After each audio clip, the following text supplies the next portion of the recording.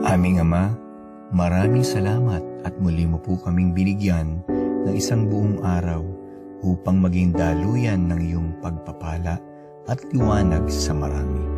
Salamat po sa pribilehiyong umabot at maglingkod sa aming mga kababayan at sa mas marami pang tao sa buong mundo.